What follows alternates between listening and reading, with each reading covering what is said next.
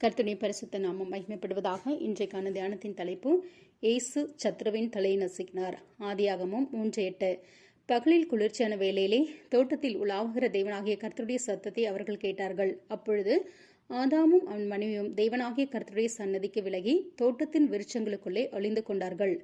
கர்த்தர் ஆதாமையும் ஏவாளையும் உருவாக்கி அவர்களின் எல்லா அடிப்படை தேவைகளையும் ஏதேனில் வைத்து பலிக்கு பெருகும்படியாக ஆசீர்வதித்தார். தோட்டத்தின் நடுவில் உள்ள நன்மை தீமை அறியத்தக்க மரத்தின் கனியை புசிக்க கூடாது என்ற கட்டளை கொடுத்தார். ஆனால் சர்பம் ஏவாளை வஞ்சித்து கர்த்தர் புசிக்க வேண்டாம் என்று விலக்கின கனியை புசிக்க வைத்தது. ஆதியாகமும் 3:8-9 வசனங்களை படிக்கும்போது, பகலில் குளிர்ச்சியான வேளையிலே தோட்டத்தில் உலாவுகிற தேவனாகிய கர்த்தருடைய சத்தத்தை அவர்கள் கேட்டார்கள்.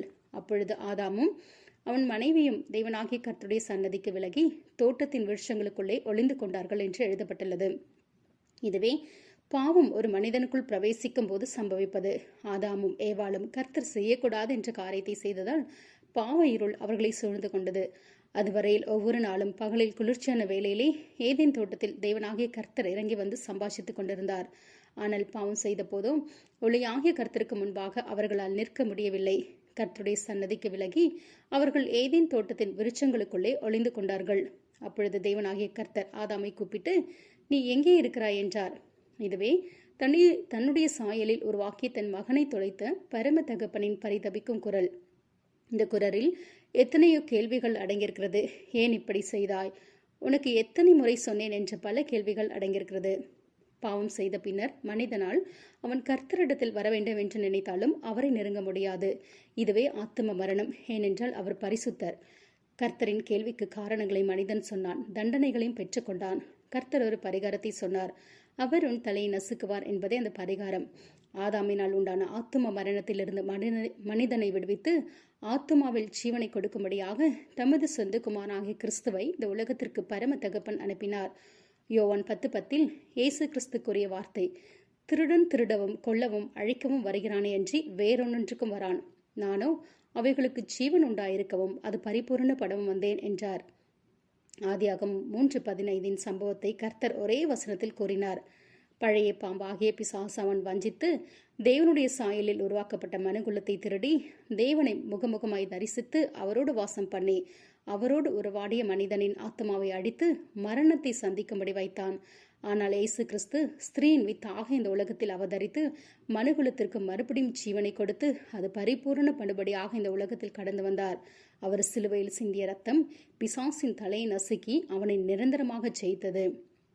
வல்லமையுள்ள இயேசு கிறிஸ்துவின் ரத்தத்தினால் நாமும் கழுவப்படும் போது பாவத்திலிருந்து விடுதலையை நம்முடைய வாழ்க்கையில் பெற்றுக்கொள்ளலாம். எந்த ஒரு ஒளியை கண்டு ஆதாம் நிற்க முடியாமல் ஓடிப்பானானோ அதே ஒளி நம் வாழ்க்கையில் கடந்து வந்து நமக்கு சமாதானத்தையும் நித்திய ஜீவனையும் அருளும். இந்த நாளிலும் நம் வாழ்க்கை எப்படிப்பட்ட சூழ்நிலை வழியாக கடந்து சென்று கொண்டிருக்கிறது? பகலில் குளிர்ச்சியான வேளையில் நம்மோடு உறவாடுகிற கர்த்தரின் சத்தத்தை ஒவ்வொரு நாளும் கேட்டு அவரோடு கூட நெருங்கிய வாழ்க்கை வாழ்கிறோமா? அல்லது பாவம் நம் வாழ்க்கையை அடிமைப்படுத்துவதை நிமித்தம் கர்த்தருடைய சன்னதிக்கு விலகி ஒளிந்து ஓடிக்கொண்டிருக்கும் அனுபவத்தோடு காணப்படுகிறோமா? அசுத்த உதடுகளோடு கரை படிந்த இருதயத்தோடு கர்த்தரை தரிசிக்க முடியாது. ஏனென்றால் அவர் பரிசுத்த தேவன். இன்றைக்கு நம்மை தாழ்த்தி அவருடைய பாதத்தில் அர்ப்பணிப்போம். வாசற்படியில் நின்று தட்டும் அவருடைய சத்தத்தை கேட்டு இன்றைக்கு அவரை ஏற்றுக்கொள்ளவும். நம்மை அடிமைப்படுத்துகிற எவ்வளவு முயற்சி செய்தாலும் வெளியே வர முடியாத ஒவ்வொரு பாவங்களிலிருந்தும் இன்றைக்கு கர்த்தர் நம்மை விடுவிக்க வல்லவராயிருக்கிறார்.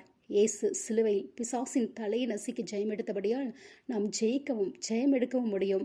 பரிசுத்த ஆவியினால் நம்மை நிரப்பி பரிசுத்த ஆவியின் பலத்தினால் உலகம் மாமிசம் பிசாசை அனுதினமும் ஜெயித்து ஜெயமுள்ள வாழ்க்கை வாழ பரலோகத்திற்கு செல்ல நமக்கு இந்த நாளில் உதவி செய்வாராக. ஆமேன். ஜெபிப்போம். ஸ்திரீயின் வித்தாக பிசாசின் தலையை நசுக்கி ஜெயமெடுத்த இயேசு கிறிஸ்துவை, நீர் எங்களுக்கு கொடுத்திருக்கிற ரட்சிப்புக்காகவும் விடுதலைக்காகவும் நன்றி. இந்த நாளில் இந்த வார்த்தைகளை வாசிக்கிற ஒவ்வொருவரும் பாவ உணர்வடைந்து இரத்தத்தினால் கழுவப்பட பாவத்தையும் பிசாசையும் ஜெயமெடுக்க உணர்வுள்ள இருதயத்தை எங்கள் ஒவ்வொருவருக்கு தாரும். இயேசுவின் நாமத்தில் ஜெபிக்கிறோம் நல்ல பிதாவே. ஆமேன், ஆமேன்.